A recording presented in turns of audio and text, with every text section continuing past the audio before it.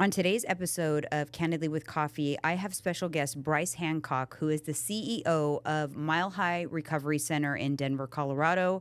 We talk about addiction today, how to identify if you have a problem, how to get help, how to help a family member in need. It goes pretty deep, you guys, so grab your coffee and let's get into it.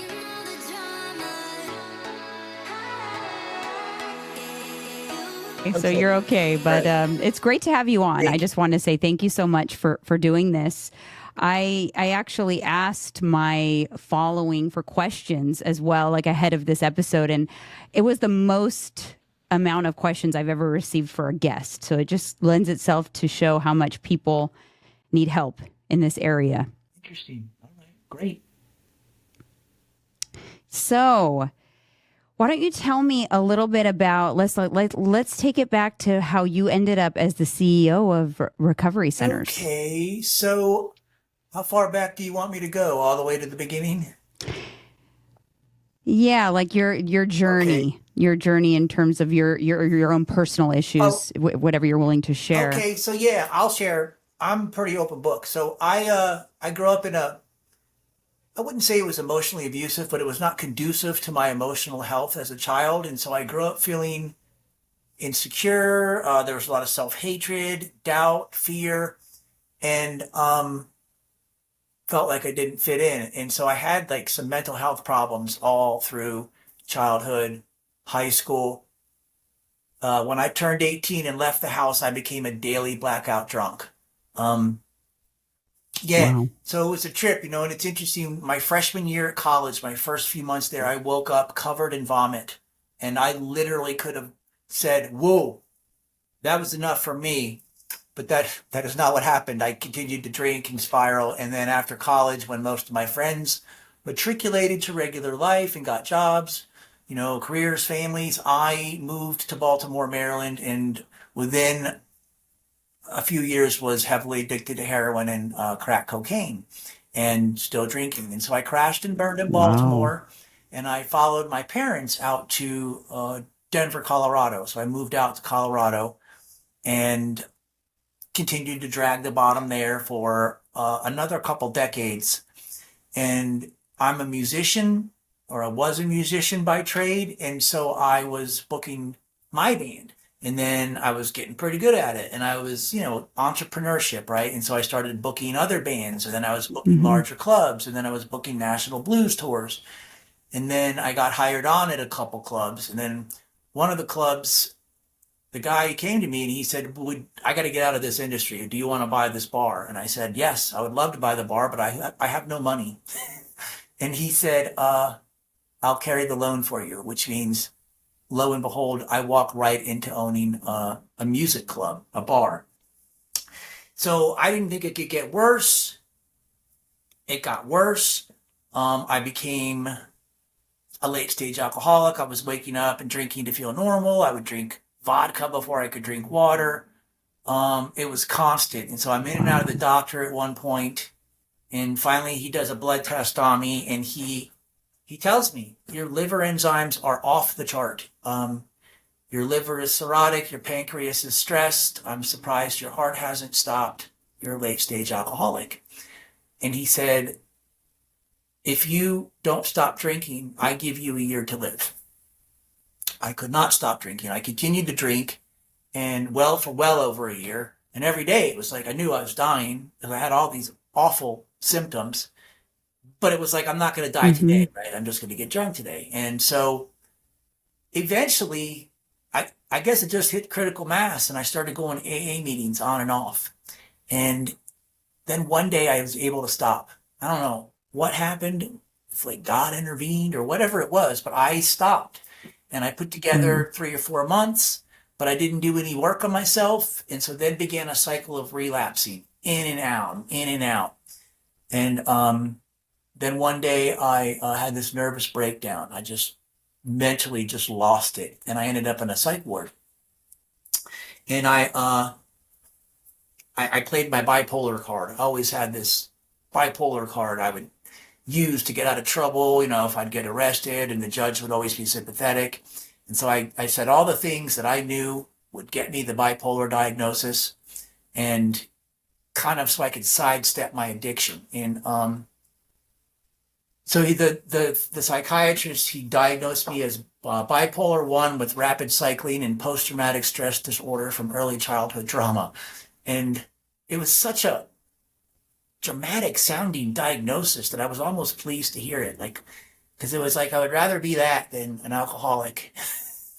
And so Wow. I Yeah. had a decision to make. They put me on these horrible medications, and it's like, I knew it was either admit that I'm powerless over alcohol or be a mental patient, right?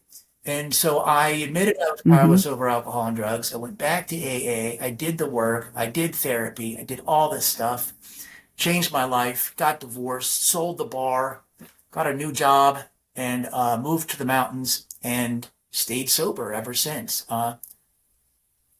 This is where the part where the treatment center comes in. 2 years sober. I'm extremely depressed Mm-hmm. and sober, and I've never been depressed and sober.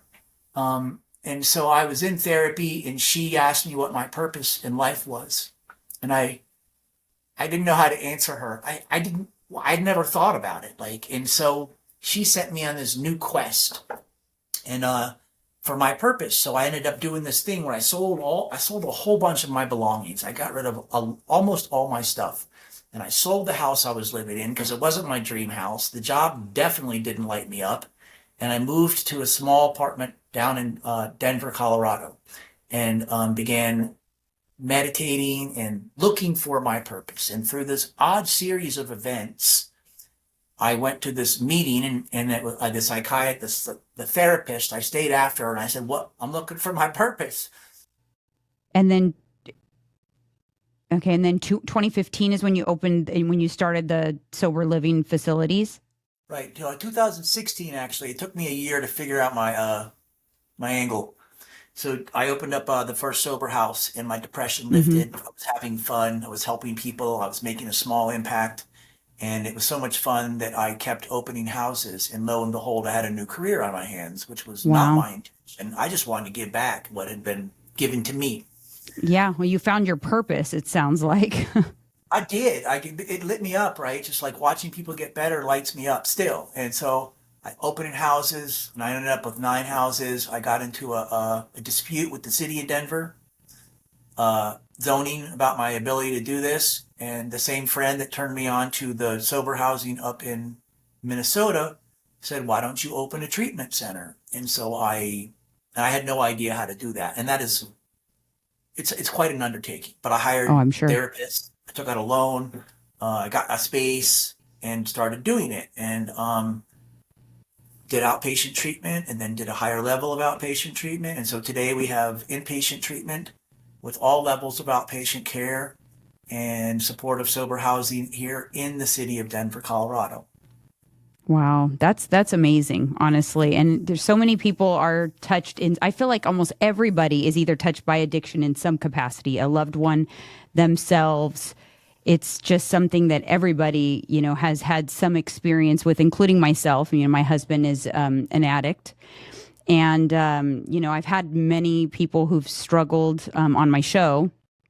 And, so I definitely have some questions for you. I definitely, feel like there's so many things that people could benefit from this episode.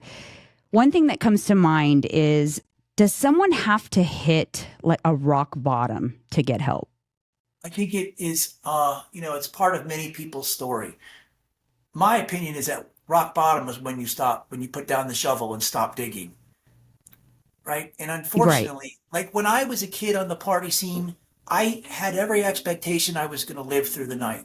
But now with fentanyl, it's not a good time for kids. You can die once. Kids who aren't addicts are dying from one use. And so we Right. can't wait for people to hit bottom, right? Right. And that's my biggest concern because, sometimes, and I feel like if you have a loved one that is on a path of destruction, and if you feel like you have to wait for this rock bottom, you feel so helpless. But how does somebody who you have a loved one and someone who has a problem, they're an adult, right? You can't force them to do something. How do you even go about getting them help? Well, you sometimes, I mean, it's case by case, right? Right. If you're supporting said addict, stop. If you're giving them a place to land, you have to stop. And that's hard when your loved one needs help, right? But that will raise the bottom. That will create a situation where they have to get help, right? Sometimes you can hire an interventionist. Sometimes you can just talk to your loved one, say, I love you. I do not want you to die. I'm no longer going to support your lifestyle. When you're ready for help, here's the help. This is what it looks like. It's not going to look like what you want it to look like. We're here. Until that time, I'll love you from a distance. And then you go get your own help. Yeah. Because I think it's hard to say, but most loved ones end up being enablers, even though they don't feel like they are enabling, and myself included. You know, I definitely fit in that category because I feel like doing nothing is enabling in some capacity because you're still letting life go on and let the good days be the good days. And so I think for loved ones, you know, it's understanding that by doing nothing, they're enabling. Would you agree with that? I would 100% agree with that. And what happens is when you love somebody with an addiction, when they're doing well, you feel better.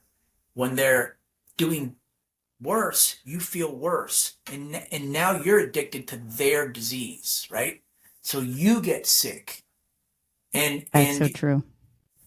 You just now you got to go to Al-Anon or whatever it is, right? Yeah. But you got to get your own support because it's difficult. Navigating this situation is not easy. You guys, I am just busy these days, and on these busy days, MegaFit Meals comes in clutch. They keep me on track with their macro balanced meals. They have delicious options. All you have to do is heat and serve. They're constantly updating their menu. They even have some treats. The best part about it is there is no subscription required. You simply order online. They ship nationwide. You've got to give them a try. Use code Janine for a discount. That's JEANINE. Would you say that it differs depending on what the substance is? I would, because some substances are more dangerous than others, right? But I believe, this is what I believe, that the disease of addiction wants us dead. And there will be spots along the journey, an overdose, a DUI, an arrest, or just a moment of clarity, or even like a debilitating hangover where your liver stops working, when they will be ready for help. And if you have a plan, you can kind of get them. You know what I'm saying? If you don't have a plan, it could be a missed opportunity. But you have to wait for that time when they go, I'm not doing well. And then swoop in. Yeah. What are your thoughts on, I don't know if you're familiar with this term, but in California, they call it California sober. Yeah. What are your thoughts on California sober? You know, a lot of people, like 12-step people, are kind of Nazis about abstinence. For me, the only thing that works is abstinence. I can't put a substance in my body safely because something happens. If you're like me, I believe abstinence is the only thing that works. If you can get away with smoking weed or drinking every once in a while, great. I think any sobriety is good sobriety. If you are doing heroin and you get off of it by, I don't know, taking edibles, that's harm reduction. I don't have a problem with that. What I do have a problem with is people that do nothing or who try to manage their disease and can't. Right. Now, what are your thoughts on the addictive component of weed? Do you think it's addictive? Yeah, especially the way they make it now. Right. Right. That's not crazy to think, right? Like it's the chemicals and things that they're manufacturing it differently. Well, when I was young, THC was about 3%. Now they have these products that are 70, 80% THC. It's like as soon as it became legal, the first thing they started working on was like, let's make this Potency. more powerful. Yeah. Yeah, exactly. Because I know, with my husband and his levels of I have just determined he is extremely addictive, and he turns his addictions to anything. I mean, he will get addicted to chewing gum. So it's like I have to monitor, like making sure he's not, coffee. I just monitor his addictions to make sure that he's like channeling them to positive things, because he can channel his addiction to positive things. But it's something that it took a time for him to admit that to himself. And so his addiction just kept manifesting into the next substance, thinking, I just have a problem with Xanax. So I'm just not going to do Xanax anymore, but I'm going to smoke weed and drink alcohol. Oh, now I have a problem just with weed. And it just kind of keeps graduating to something else. How do you prevent that graduation from continuing? And have you experienced that with? Yeah. Well, I mean, yeah, we call that, he would be called a polysubstance abuser, right? And he just continues to cross addict to different substances. He has that thing. I mean, I don't know your husband. Right. Maybe he has that thing where he can't safely use any substance. And I can get I can get addicted to anything, sex, working out. Like I decided one day I was gonna get down to 10% body fat. I got down to 4% body fat, and I was like, what am I doing? Do you know what I mean? Like, why am I doing this? And so I was like, and I was hungry. So, I mean, but I think those are healthy addictions, right? Right. I would probably be considered, my dependence on my 12-step program could be considered an addiction too, but it helps me. Right. Yeah. So you would say that's not necessarily a bad thing. Like, what did you call it when they step less harmful? Oh, harm reduction. Harm reduction. I like that. Yeah. That's very interesting. Yeah. Have you noticed if somebody they're just at the beginning of their sober journey, is there like a specific time that becomes the most difficult? Like when they hit 21 days or 30 days, or there's certain specific milestones that tend to be difficult to achieve? The first week was the hardest for me. The first year was difficult for me. I'll be honest. I woke up, I don't know. I kind of woke up about 6 months into it and realized for the first time in decades that I hadn't thought about drinking, recovering from drinking, thinking about not drinking. I was just there, and it was like kind of aha moment, and it was magical. It took a long time, and I needed a lot of support, and I needed to change a lot of things about my life.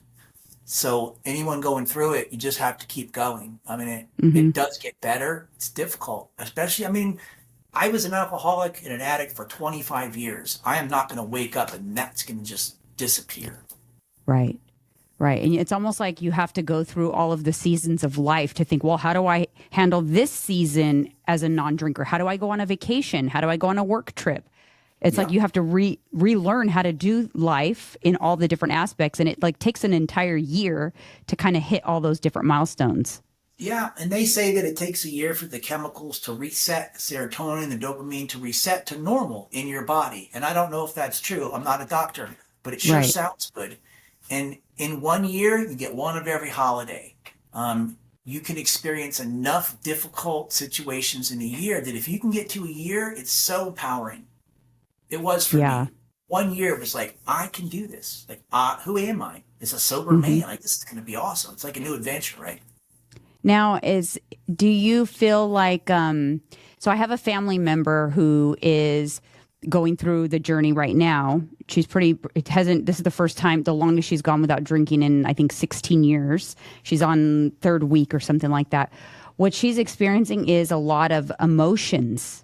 And I mean, I'm not a therapist, but I'm thinking, well, you've numbed your emotions for 16 years. You don't even know how it's gonna come out. The only way through it is for it to come out, right?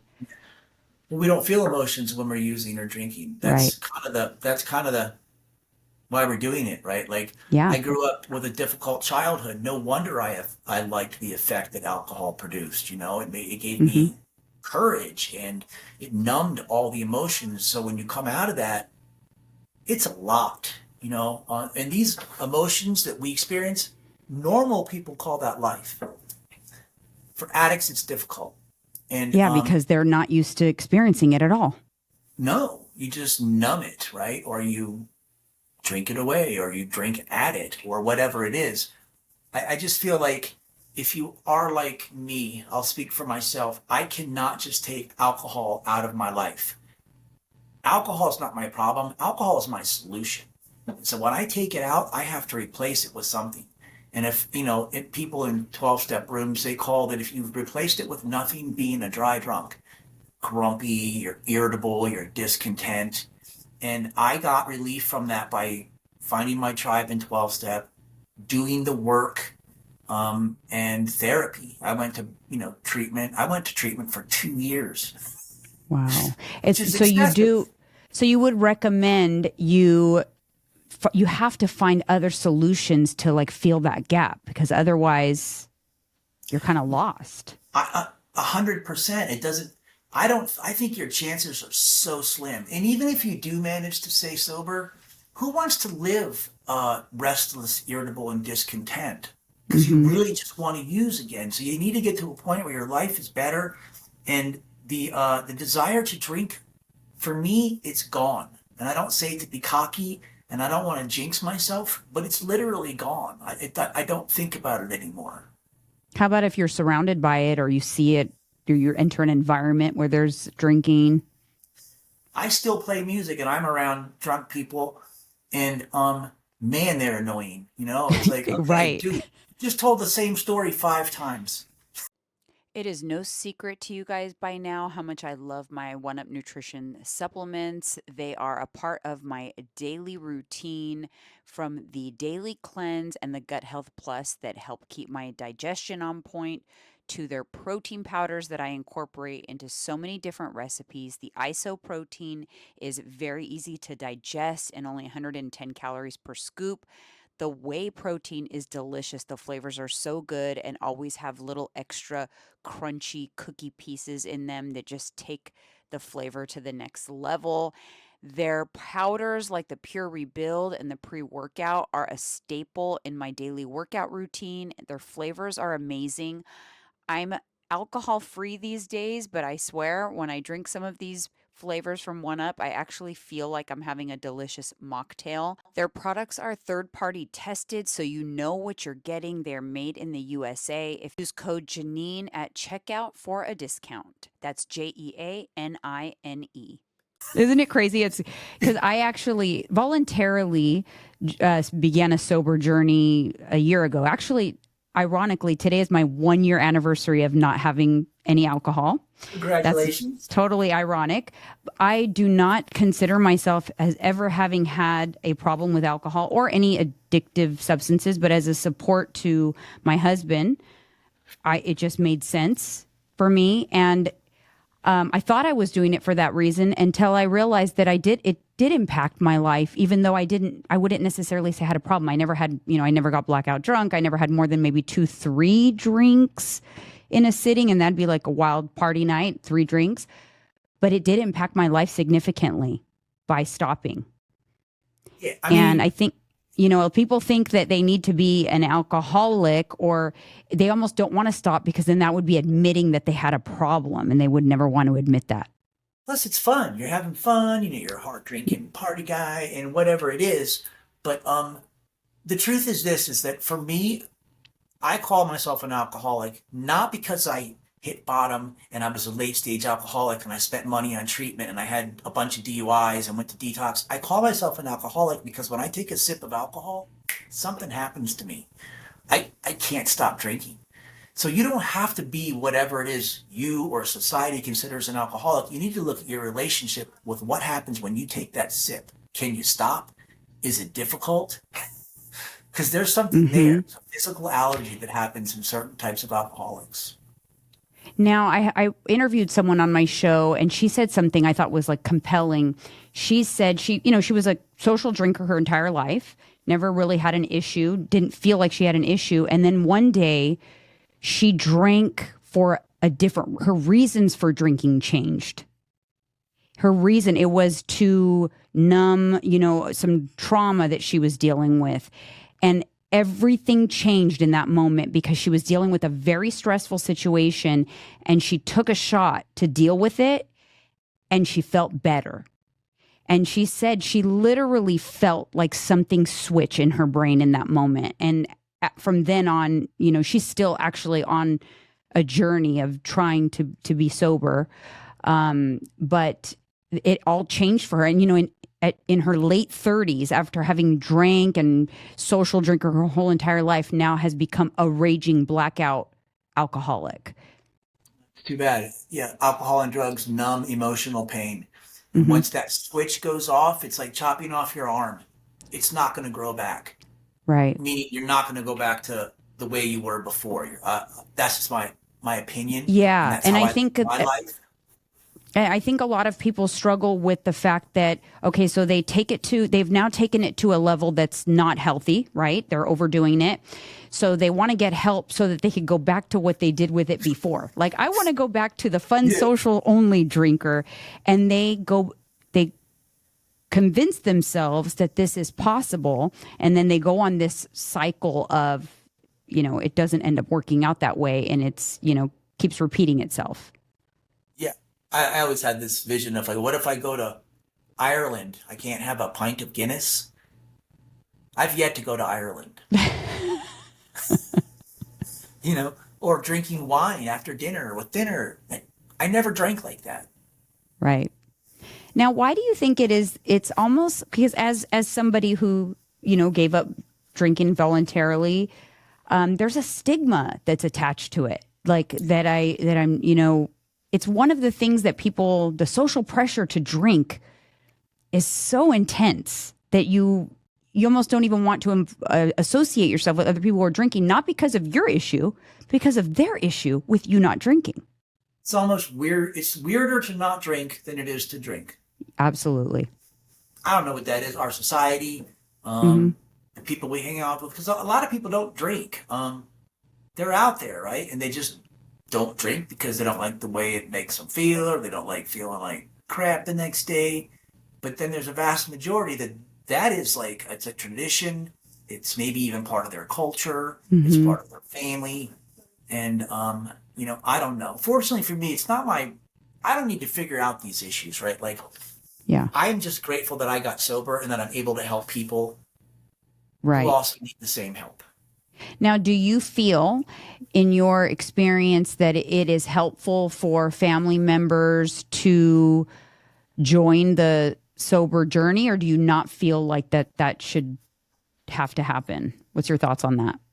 I guess that's a case-by-case basis too. If families,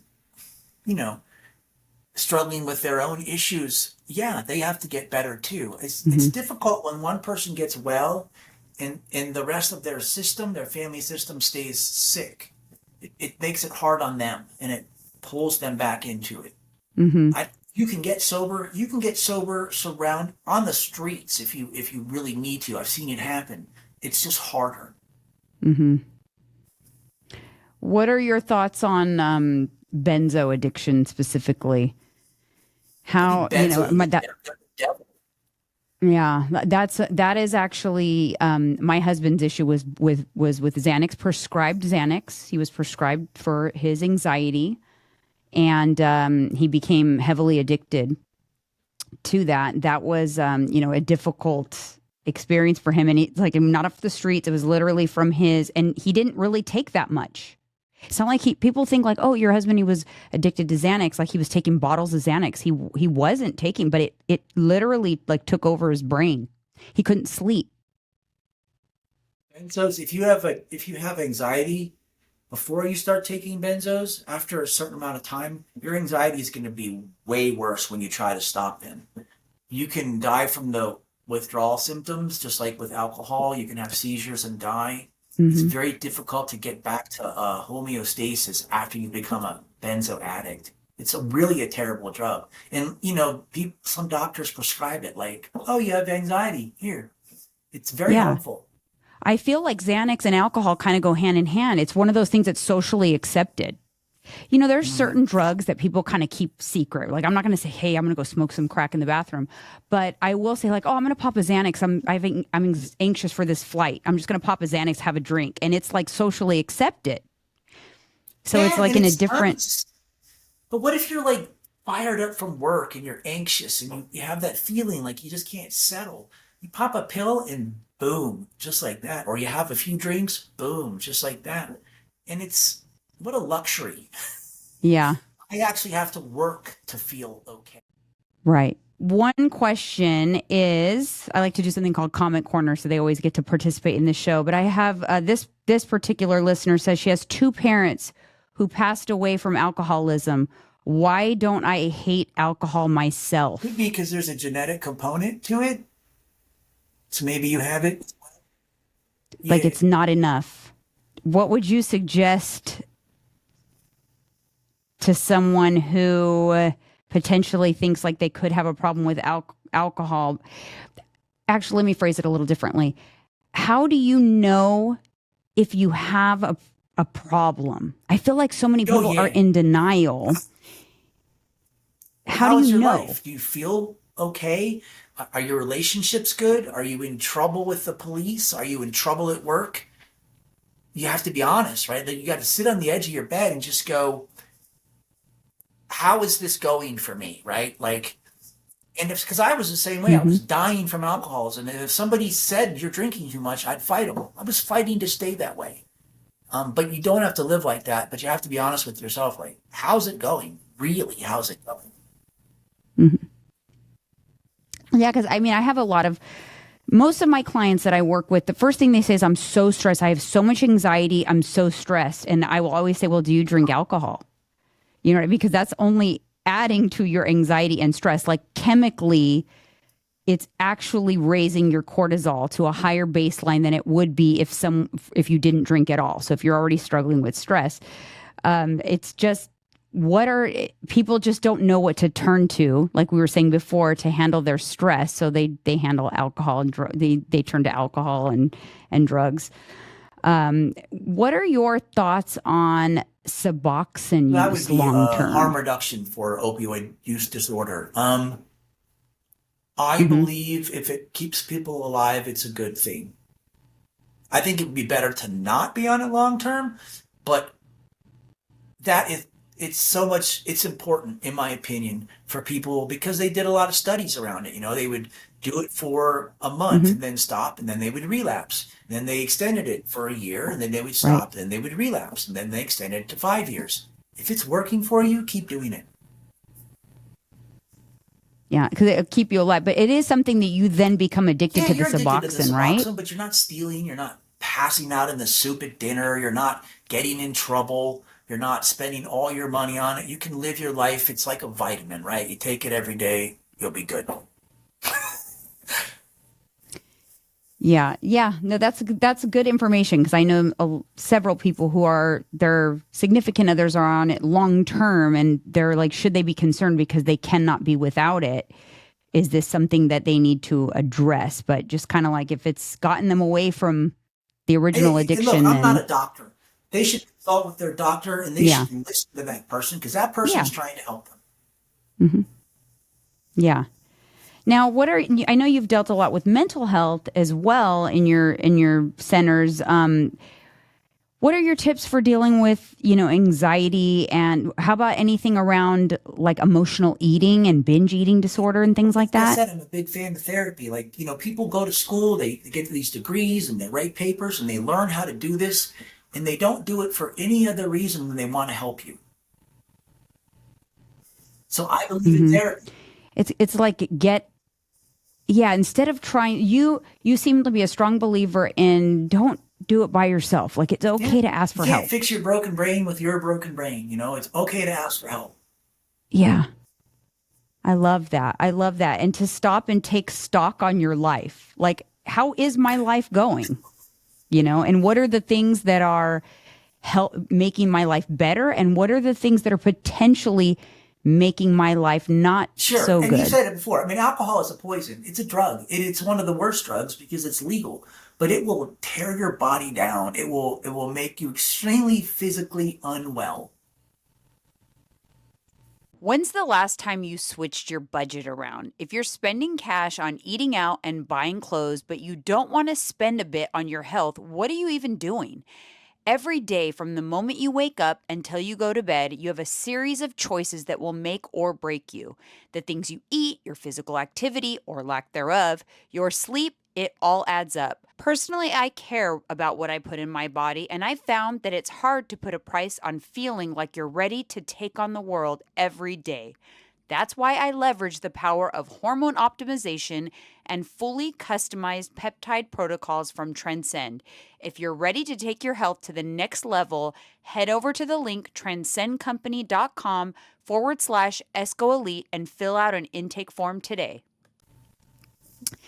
Do you think that, I know we touched a little bit on weed. Now, when my husband gave up smoking weed, that it was like a 5-year sobriety journey. It took the first no Xanax, then it was no alcohol, then finally he gave up. 9 months ago he gave up smoking weed. He was a daily smoker. He had a chemical, I felt like he had the same symptoms when he stopped smoking the weed that he did when he stopped the Xanax. Smokers get super triggered when you say something like that, right? It's a plant. It's just medicine, man. But it's like there is a physical withdrawal from heavy marijuana use, and it's from the powerful weed that we have now. It, like you were saying, is the increased THC, because that is something, because we're very vocal. He's actually a co-host on this show with me. We talk a lot about his journey. He's very open about it, and he was the first one. He was telling me, "Oh, it's not addictive. I can stop anytime." He used to always say that, I could stop anytime. I actually think that the period, it was probably about 45 days. He was manic, like he was coming out of his skin. It was identical, if not worse, than the withdrawal that he had from the Xanax. And he talked about it openly. And man, you are right. People came for him saying it's impossible. You do not become chemically dependent on weed. And he's like, well, I'm telling you what happened. And I was one of you guys who would argue with people saying it doesn't happen. But I'm telling you right now from personal experience, it happened. The bed would be so wet with sweat. He had night sweats every night for like 30 days. He couldn't sleep. It was the same kind of thing. He got very emotional because all the feelings he had bottled up from the weed smoking. Also, it was very similar. And people try to yes, I guess it's the lesser of the evils of the multitude of substances that are out there, but it's evil nonetheless. It's okay for some people. I'll just leave it at that. Not your husband, not me. But if you can do it. Yeah, me. See, like I can honestly say, like, it would be okay for me. I've smoked dibble dabbled over the years, and I can smoke a little bit and then not touch it for 3 years. And I never had an issue with it. But I just think that, like you said, everybody is different. But if you have that switch, that ability to become addicted to something, you can become addicted to weed just as you became addicted to the alcohol or the other things. Lots of young people, that is their drug of choice, and their lives are not going the way that they had planned. Yeah. Do you have any knowledge, or do you have any opinions on the information out there that says it like causes some brain issues, and the younger you start smoking, the more issues you might have with chemicals in your brain and things like that? Though, right? Even when I was a kid, it'll stunt your growth. I don't know. Yeah. I believe all that stuff. Yeah. Yeah. It's crazy. It is crazy. How would you say you prevent mental health decline when times are tough? Like you're already struggling with your mental health, and then you kind of get hit with another, I like to say life is going to life. I just had a moment here recent too. And I did this thing where it's like, I think I can fix my problems if I just use my brain real hard. And, I ended up like having a breakdown, and I was like, oh no, I'm depressed. and so I was like, oh no. Oh, okay. So I just reached out for help and, talked it out with my fiance and my therapist and my sponsor, and I feel better. It's just like somehow knowing and then reaching out for help. And, like when you're on that downward slide, but you want to be really happy, I don't have access to that. but I do have access to stop the downward slide and then go back up from there. I love that. I love that. And a constant theme, and it makes sense because you are the CEO of these centers, is asking and getting help. Like even in those moments, like even you, it's not like you, oh, okay, I get help once and I'm good now. I'm not addicted to anything anymore. It's like being self-aware. Like you may need help again and again and again.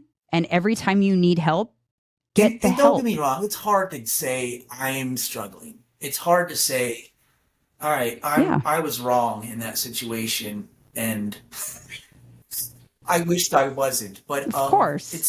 it's part of growing up, I believe. Yeah.